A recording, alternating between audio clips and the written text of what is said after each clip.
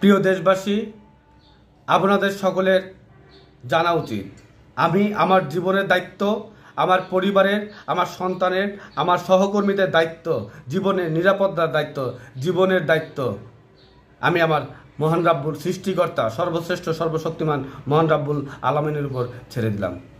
তিনি আমাকে সকল অসৎ এবং দুষ্ট লোকের অনিষ্ট থেকে তিনি আমাদের রক্ষা করুন, আমিন। বাংলাদেশে বিভিন্ন রাজনৈতিক দল বিভিন্ন উদ্দেশ্য এবং নীতি নিয়ে রাজনীতি করছেন। আমার উদ্দেশ্য এবং লক্ষ্য এদেশের জনগণের মাঝে শান্তি প্রতিষ্ঠা করা এবং তাদের নিরাপত্তা নিশ্চিত করা, তাদের মৌলিক অধিকার নিশ্চিত করা। আমি বাংলাদেশকে একটি সুখী দেশ এবং বাংলাদেশকে একটি শক্তিশালী রাষ্ট্র হিসেবে গড়ে তুলতে চাই।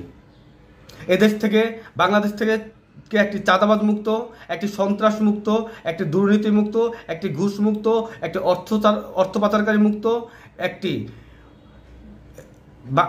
বাংলাদেশকে একটি অর্থ পাচার মুক্ত, বাংলাদেশকে একটি চাঁদাবাজ মুক্ত দেশ হিসেবে গড়ে তুলতে চাই। এই বাংলাদেশে কোনো মব জাস্টিস হবে না। এই বাংলাদেশে আইনের শাসন প্রতিষ্ঠিত করব। এই দেশের জনগণ যেন শান্তিতে পেট ভরে খেতে পারে তার ব্যবস্থা করব। আমি এমন কিছু নীতি এবং লক্ষ্য নিয়ে রাজনীতি করব যে লক্ষ্য এবং নীতির সাথে বাংলাদেশের অন্য রাজনৈতিক দলের অনেক পার্থক্য থাকবে।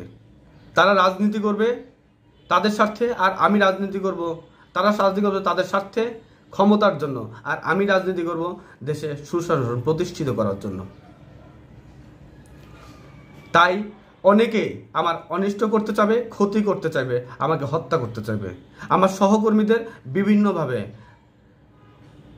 আইনি ঝামেলায় ফেলতে চাইবে, আমাকে, আমার পরিবারকে, আমার সন্তানকে, আমার বাবা মাকে, বৃদ্ধ মাকে, আমার সন্তানদেরকে, আমার স্ত্রীকে, আমাদের উপর বিভিন্ন রকমের হুমকি ধমকি এবং আইনের অবৈধ আইন প্রয়োগ করতে চাইবে, আইনি হয়রানি করতে চাইবে।